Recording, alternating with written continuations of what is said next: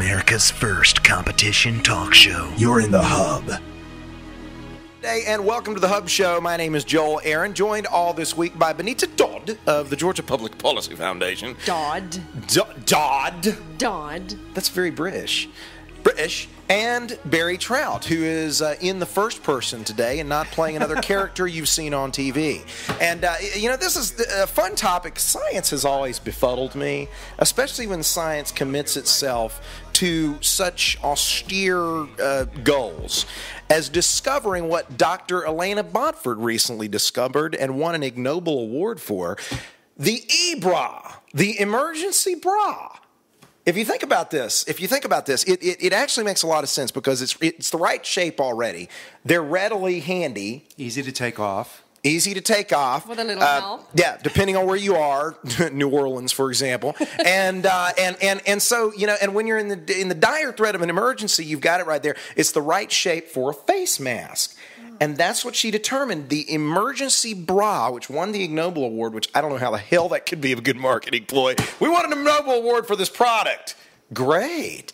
So, but do you think this is? I mean, this is not a bad thing because I think if you always remember that you need to affix your own e-bra first before helping your friend to fix their e-bra, then we're all good off. It's just you got to be a little bit selfish in the process.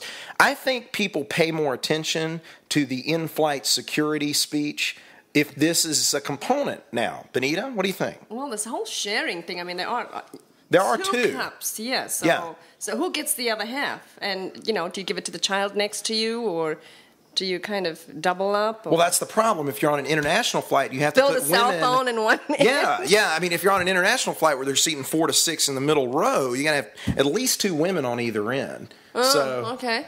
Or one of those guys. Barry, what do you think? Well, I think it sounds like a good idea. They obviously have to be detachable. I would think there would be a good aftermarket sales for those as well on eBay. But, it's safety first. Yeah, I think safety first, and this encourages that. But I'm thinking about Spoken what else? like a gentleman. Well, he is a true gentleman. But what else does the bra? I mean, if it works for this, I mean, there's a whole list of things that it works. What about the ragweed bra? Okay. Well, these are all very uplifting ideas. I think so. I mean, exactly. The H1N1 bra that comes in handy, especially in Atlanta where we filmed the HUD Internet Show, the CDC building, stuff like that.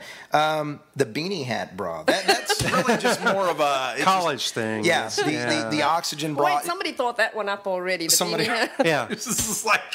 You're like, yeah, and that was only irony. So anyway, the bottom line is the snack holding bra. There's and gold. pretzels and there's a possibility beer for that too. Yeah, I mean, one thing is very few women will be going braless after this. It will definitely be a hazard. They might to be your wearing health. more than one. They could be. Now there's on a more serious note. There is we talk a lot about Islam these days. We talk a lot about Muslim religion and in light of everything that we've seen with the mosque CTV and with the Quran burning and the crayon burning you saw right here on this show. And burned a Quran? I missed crayon? that. We burned a crayon. And there was Mosque CTV? You can go back and see it a couple weeks ago. Mosque CTV. Now, the Texas State Board of Education right now is really upset about some things that have been happening in the textbooks, K through 12th grade schools in Texas for a long time. Turns out they've been happening all over the country. But they have recently put forth a non-binding resolution that basically sends an ultimatum to the publishers of textbooks saying, no more of this inequality of references to the Islamic tradition, the Muslim faith, because they're seeing that the textbooks in American schools are very one-sided when it comes to world religions and whenever Islam comes up. And they almost go out of their way. So they put forth a non-binding resolution. And I guess,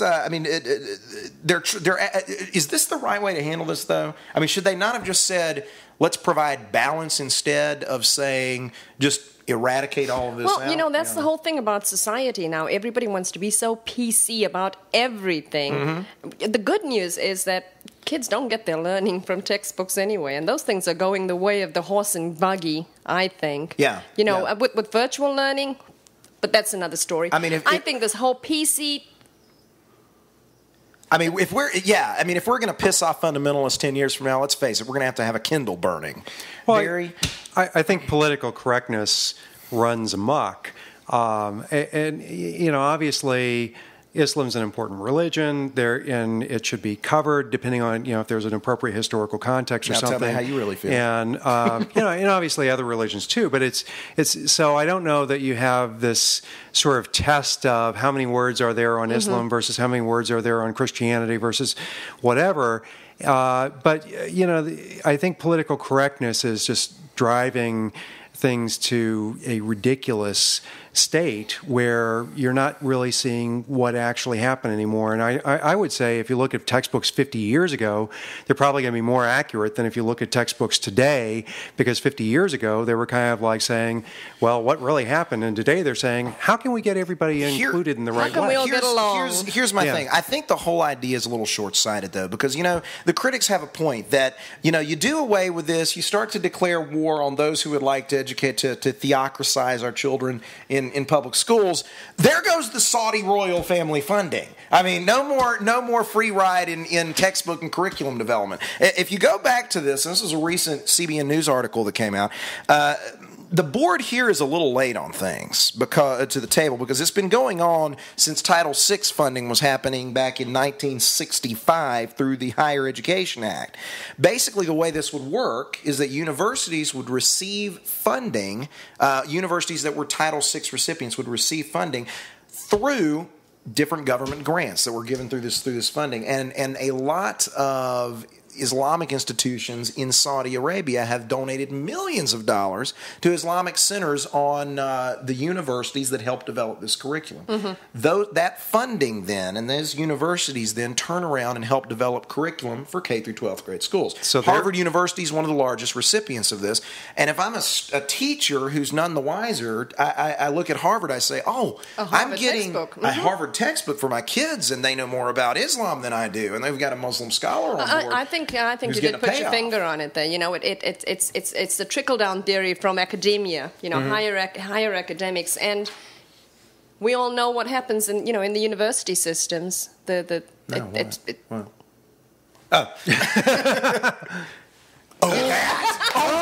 No way! It's amazing they get any schoolwork done. Okay, so get your man out of the gutter.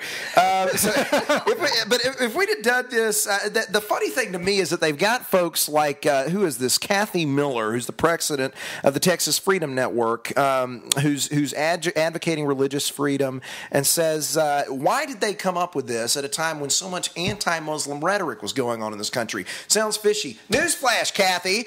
Name me a time in the last 10 years where there wasn't anti-Muslim rhetoric through the roof. And who really fired the first shot in this scenario? We often forget.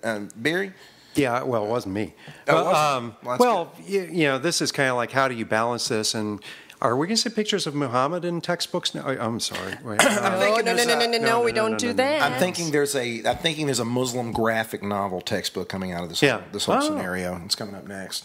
Uh-oh. You never know. Remember what happened in Sweden? It wouldn't come through Harvard, but it might just come through Liberty. Oh. So we'll just leave that one on the table, and the Texas board can deal with this. Now, it is non-binding. So in other words, it's meaningless. It's completely meaningless. It's a suggestion. Tokenism. Yeah, it goes away when the board is there. So the very fact that these guys get that worked up into histrionics over the mere suggestion that, we be balanced in the way we educate our children on religious beliefs, tells me there's something deeper here. It's not militantism in this community, which is a largely Protestant Christian board. It's militantism from a lot of folks who just can't stand the fact that they couldn't get their hands on the kids. Are we making up words now? Militantism? Mm-hmm. Well, we'll do the best. Good We'll go back to the drawing board. And we'll see you tomorrow on It works. the